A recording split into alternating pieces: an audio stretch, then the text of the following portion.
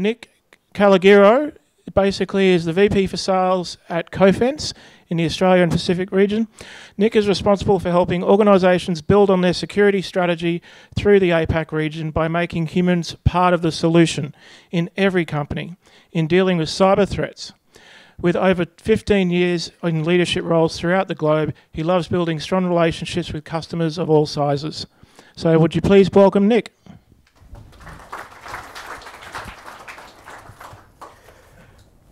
Firstly, thank you, James, and it's probably the only time I've ever been introduced with the correct pronunciation of my surname, so it's not an easy one, but you got it right. Well done, James. So before we get into the topic, I just want to talk a little bit about our company. Our company has a new name. We're known, and we've got the shirt, we're called Cofence. But prior to that, and since 2008, we were called FishMe. So we were a company that established in 2008. We were a security awareness company where we help companies by simulating attacks into their organisation for their benefit. Our headquarters is in Leesburg in Virginia, near Washington, DC. We have offices throughout New York, San Francisco, London, Dubai. I look after the offices for Singapore, Japan and Melbourne.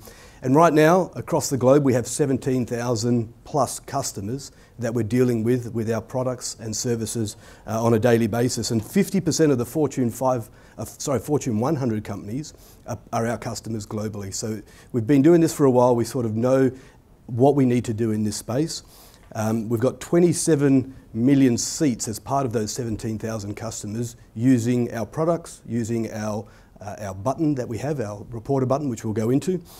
And as we said, over 170 companies. Just recently, we've won a whole heap of awards with our products. So we're going to talk only about 2 of our products specifically today, but we've got a whole bunch of awards, just one in this year, 2018. Now, we changed our name from FishMe to Cofence. You can see just on the right-hand side of this slide, because we started in 2008, and as a company, we were the leaders in simulation, in attacks into companies. But it became a commoditized product. Lots of companies were taking it and doing it themselves. A lot of competitors ventured into this space, but they weren't really giving it justice. They were just doing bits and pieces of what we were doing. So to separate ourselves from them, we changed our name. We're now called Cofence, and it's mainly because of a collaboration, cooperative and collective defence organisation. And we're North American, so that's why defence is spelt wrong. Should have a C in there. So we're Cofence with a C in Australia, but with an S.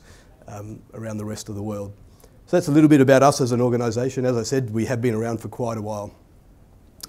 Now, one of the things that we often, when we talk to our customers, we know that they have systems in place. We know that they want to protect phishing attacks on their organisation. But it doesn't matter how good the perimeter defences that you have in place are, some malicious emails still get through. And we see that in every organisation we've ever dealt with. We know there's a stack. We know there's different levels of defence. You put hardware in place, some software algorithms, some other bits and pieces. We don't play in that top level space. So we're not an endpoint. We don't play in that environment, in that arena. Where we play is in the user preparation, the user experience. So we want your staff to become a member of your defence force, to become active in helping protect your organisation from the different types of attacks out there. So we play in that tier 2, tier 3 user preparation and user generated detection space. Throughout the course of this discussion now, we're going to look at 5 topics or 5 areas. We're going to look at how you can introduce and communicate a program to help with your defence system. We're going to look at the reason why we need consistent simulations. We've had lots of organisations come to us and they say, you know, as part of our requirements, legislative requirements, we need to do one attack into our organisation to benchmark, to see how well we're going, to see what happens. One attack doesn't help defend your organisation. We're going to talk about that as well. We're going to talk about reporting. This is the biggest part of our organisation. What we want is your staff to become reporters, reporting every incident they see. In a lot of cases, you get an email into your organisation and you might have a process in place where it looks like a phishing attack. You're not 100% sure. You forget what the process is. Are you supposed to call IT? What do I do with it? Do I forward it to an inbox? If I forward it, the headers and footers are missing. So what do I do with this attack? In most cases that we've seen with people without a program in place, they just hit the delete button, and that doesn't help any organisation at all. So we'll talk about the reporting culture. And also, as part of the reporting, there's reports that you can use at board level as well. And then tips for increasing engagement. No point in rolling this out if you don't want to get every single staff member engaged in your organisation. So some of the statistics we're going to talk about is around the 27 million users that we have. So the statistics that we have are real statistics that come from our current customer base. I did mention before there's 4 key products in our organisation. So we were called FishMe. We've now taken Cofence as a name, but we kept FishMe as a product. So the main product we're going to talk about is Cofence FishMe, and then the Cofence Reporter button. The other 2 products are very exciting products. We don't have time to go into detail with them today, but we are here for the rest of this afternoon and tomorrow. Triage and Intelligence are amazing products that can really help SOCs in preparing and delivering those attacks or stopping those attacks.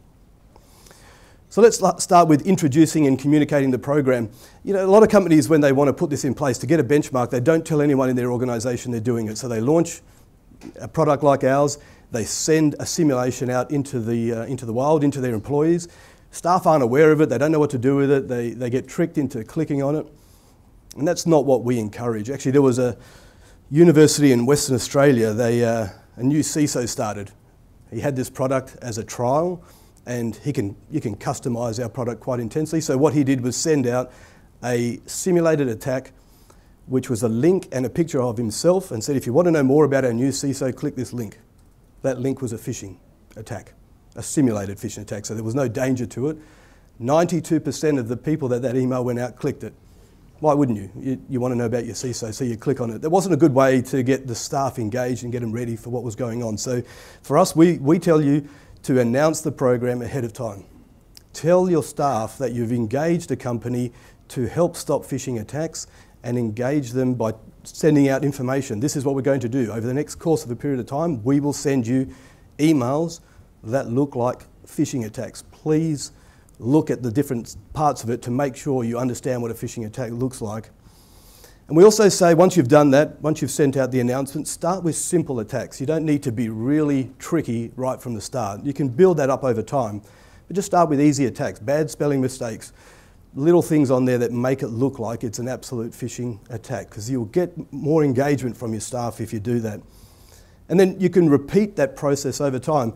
This little icon on here shows you the different types of attacks you can do. You can do click-only, data entry, you can do attachment ones, so many different types of attacks in our system that you can start with. So a nice, easy phishing one with lots of spelling mistakes, looks like it's come from a proper phisher who's not learned English very well. You can start with that, and you'll probably get a lot more engagement from your team members. So how many attacks do you do? We said don't just do one a year. From what we see, best practice is to just consistently send them out. It doesn't take long to create the scenarios to send out, but you know, when you first launch it, target all users.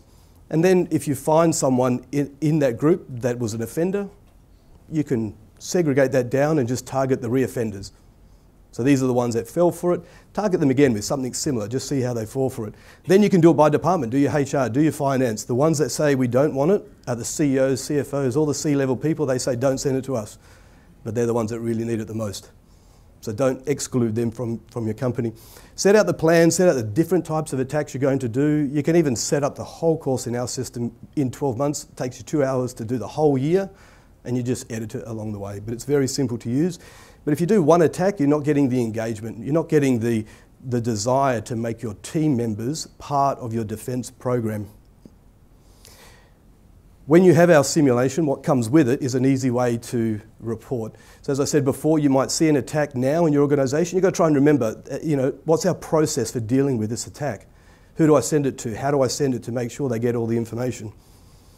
Where we spoke about 27 million users, this little button here is what makes us have 27 million users. So this is a little plugin.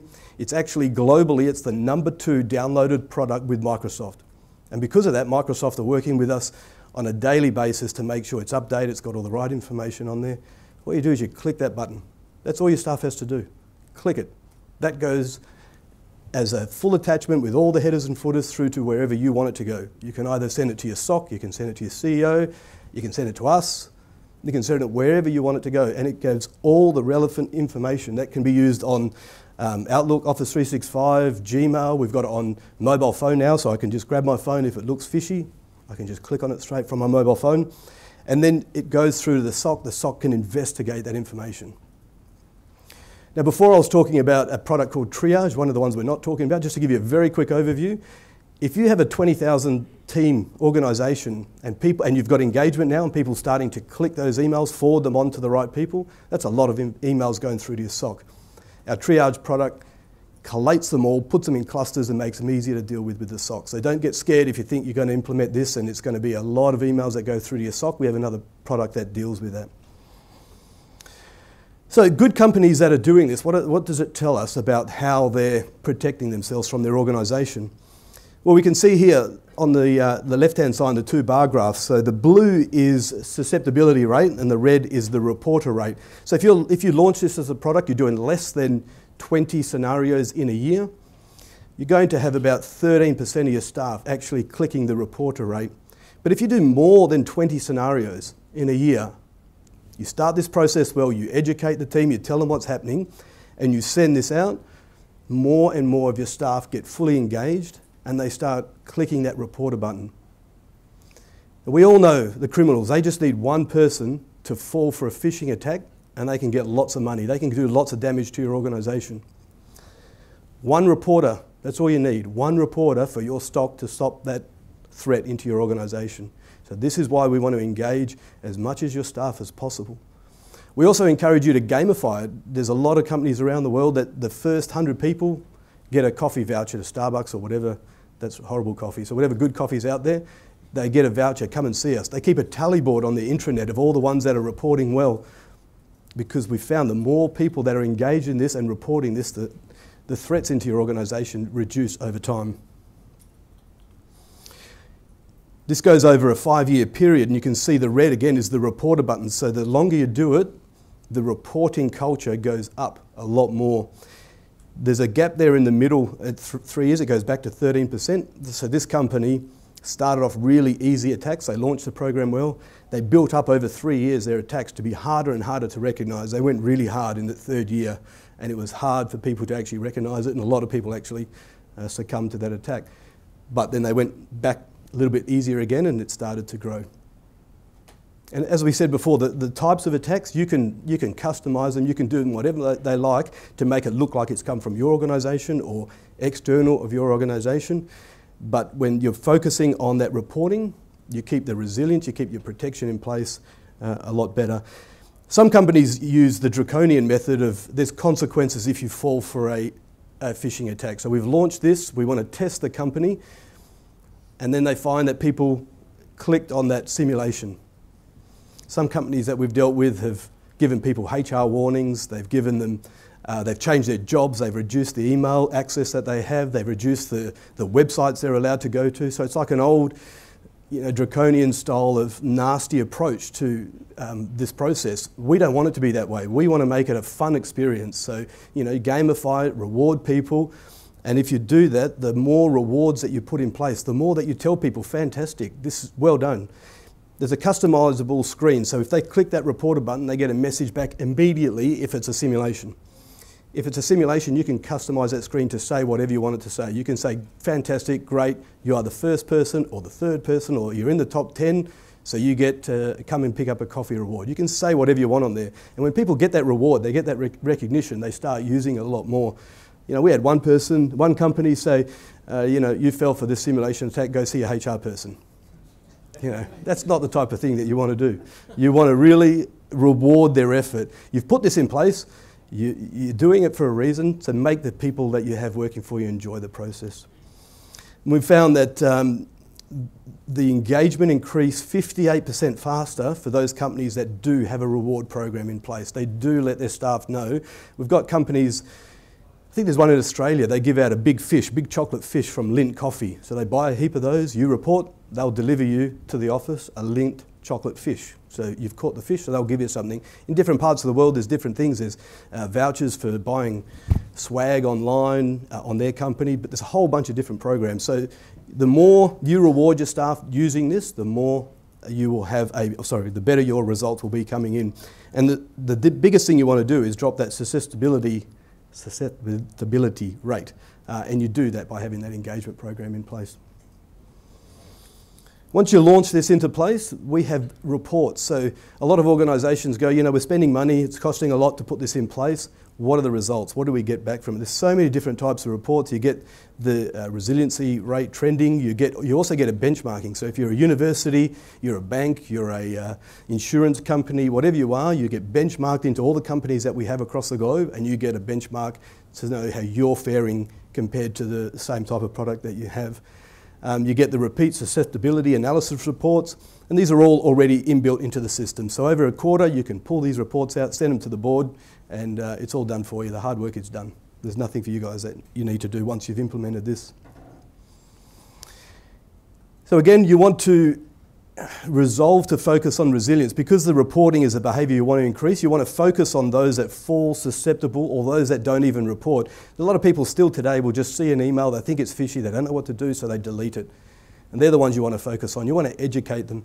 If they do fall for an attack, we have an education piece. So if they click on a link, it is a simulation, they fall for it, they don't get told off, they get an education piece. It could be a video to watch, which goes for 20, 30 seconds. It could be a customised statement that says, this was a phishing attack, you fell for it, better luck next time, read below on how to not fall for this in the future. So there's a lot of different types of education piece that you get back, because you want to make sure that you get these guys reporting. You don't want to be nasty about it. So give them some education, tell them where they go so they can learn so they don't fall for it again. We've been doing this as a company for 10 years. We eat our own dog food. We do it internally all the time. I've only been with the company 5 months. I've fallen twice for it. I come from cybersecurity, so I've fallen for it twice. One of the team members in the office, in the auditorium now, he fell for one last week. I didn't fall for that one, so I was quite happy. But you can make them as hard as possible, because it is our own dog food. We make them really hard. You can make spear phishing type of attack. It look like it's come from your CEO to tell you, Nick, you've done a great job, click here to see your reward. I know I'm not doing a great job, so I shouldn't have clicked on it. But that's how you can make them hard, you can make them easy, but once you've done them, once you've put them in place, make sure you give the feedback back to your team as well. So, 5 ways to strengthen your phishing defence program. So, we're very pro about announcing and communicating your phishing defence program. So, again, if you buy a package like this, you do something with our organisation or anyone else, tell your staff you're about to do this. Tell them the reason why. Sometimes people don't understand the real reason why you're putting things into place. We'll give you an example of a large airline company in Asia. They got an email. It looked like it was from the CEO, and it said to the finance department, please pay $1.2 million US for the lease of this plane. Looked like it came from the CEO. Finance department thought, CEO's on holidays, so this must be important, we'll pay it. So they paid $1.2 million into that account. They didn't learn from that. The next month and the next month over, the criminals thought, well, they got the money, they're going to try. 3 months in a row, they paid $1.2 million 3 times, $3.6 million US dollars to a criminal for 3 different simple phishing attacks because they weren't aware. So let your organisations know, we're putting this in place because we want you to help us protect our organisation. We don't want to become susceptible to these types of attacks. And as we said, one phishing attack, you only need one person to click on it, or one person to report it. So we want everyone reporting, because the more that you report, the better it is for your organisation, but you only need that one to get the ball rolling. Be consistent and run frequent simulations using active threats. Our system is very customisable. We have 1,000 templates built in there, and they're built in and changed on a very regular basis. It's Ramadan at the moment throughout the Middle East. There's a whole heap of attacks for our Middle Eastern customers around Ramadan. AFL Grand Final in Melbourne will come soon. There'll be stuff on those. State of origin, there'll be stuff on those, so that we localise them to have them all pre-built in there. But you can start from scratch. You can create your own company one. You can put all the templates in there. You can put pictures, images. You can make it look as real as you like. It's fully customisable. So put them in to how they suit your organisation. What are you susceptible? Is it a ransomware? Is it a phishing? What type of attack is coming in? So put them in place. Communicate often. Communicate with your SOC as well. So we're about to do this SOC. You should get a whole bunch of emails come through to your inbox. So they're fully aware of what's going on. And give your end users the ability to easily report suspicious emails. There's lots of organisations now that do this. Since 2008, we were the first. Lots of them out there, they don't have the button. You've still got a process of, copy that email as an attachment, put it into another email, send it through to our SOC. So that's not easy for your staff to remember the process. It's not easy for them to know, who do I send it to once I've got it? What's the email address? Is it fraud at my organisation? I don't know what it is. We make it easy. Click a button. That button's very easy, as I said, to use, and very easy to implement as well. And then determine the fun stuff that you can do to reward the guys. It can be anything, gift cards, chocolate, doesn't matter what you put in place. You can put anything in place as long as your staff feel rewarded when they use that reporter button. It doesn't have to be the first, it can be 500 people could be reporting that information, but as long as you're getting it reported and as long as they're feeling engaged as a staff member, you'll help build that susceptibility. And then make sure you're tracking and reporting results and making changes to your programs as needed. So, once this is in place, it's not a set and forget. There's lots of different scenarios that take place. If there's a new type of threat, we will build a template and put it in there. So work with your SOC teams, work with the type of attacks that you're seeing in the market, build your simulations and scenarios to replicate what your organisation is like, and then report those results back to the organisation. So we ran you've told them that we're running a simulation. You can go back to them and say, we've run it. 73% of the organisation fell for the attack.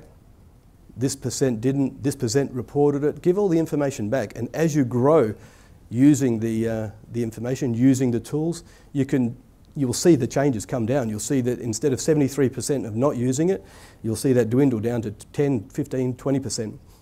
And that's what we want. You want to protect that organisation by putting these things in place. So the key takeaway that we have is your end goal should be to reduce end user susceptibility and increase your company's overall resiliency to phishing attacks.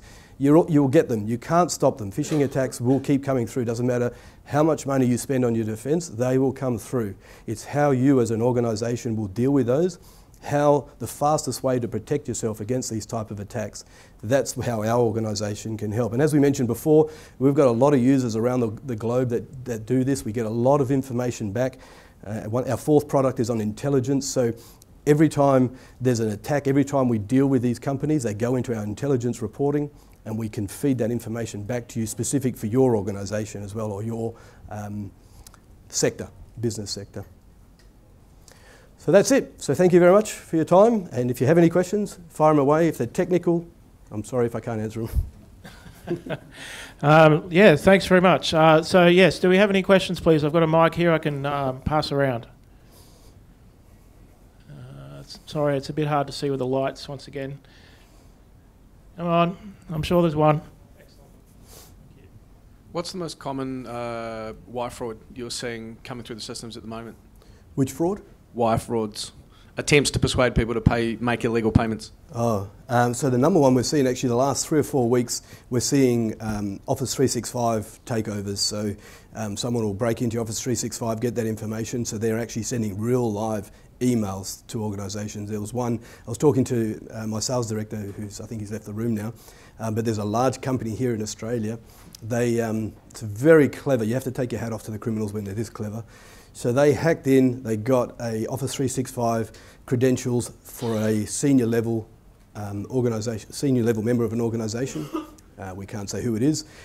They monitored that inbox for a period of time. They monitored it to understand what was going on. That inbox gave them the idea that there's a bonus being paid soon. So they were able to then auto-delete every email that was coming in to that senior level inbox, went into a delete folder. The criminals looked at the deleted folder, kept the information they want, and then put everything back in unread into the inbox. They found out this bonus structure, so then they sent an email to all their staff members from the CEO saying you need to update, your bonus is coming out soon, update your bank details onto this phishing website, onto this website, which was a phishing website. If the person thought, why would the CEO tell me to do this? And they responded or sent that email anywhere else, they created rules within that Office 365 to say if it said fraud or why are we doing this, they put a whole bunch of rules in. Those emails never got to where they intended to. They just went to another deleted folder. The amount of people that changed their user bank details a whole lot, the criminal was able to then get their money, their bonus paid into these accounts based on pure hacking into this Office 365 accounts. So they're the largest ones we're seeing at the moment. There's still a whole type of old phishing style attacks. Spear phishing is becoming huge, but this live monitoring of Office 365 inbox is the biggest threat we're seeing at the moment. Thank you very much for the question, and thanks for the answer, Nick. No problem. Any other questions? Yep, okay.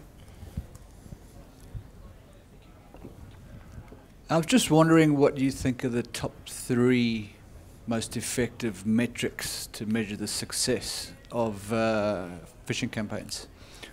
We've been using, we've been running phishing campaigns for a number of years now, and while we have a few metrics that we've settled on, some of the metrics that we thought were great were perhaps not so great.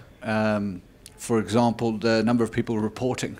Okay, so it's a great metric, fine, yeah, but what's the KPI there? Do you know you're looking for an increase? Yes, or maybe no. Are you looking for a decrease? Yes, no. So we're finding it a little bit difficult to put the metrics that matter up to the C-suite, you know, so. Sure. Yeah. I'll go back a few slides, if I can. So the main ones that when we go back to C-level, in all the companies that we deal with, so how many people are susceptible to these type of threats? That's what we want to know. And you can measure them by attack. So is it a phishing with a phishing link? Is it a phish with a bait? Is it a phish with an attachment? Which ones are they falling for most likely within your organisation? Then the second one we have is the reporter. We want to, but try and give us what you believe is acceptable. So if you are hacked, you know, GRDP is out now, so how much information do you want to get out there that you're giving, not only to us, but if you run this itself in the cloud, it could be hacked by somebody. Okay, thanks very much for the questions. Let's all thank Nick for the great presentation.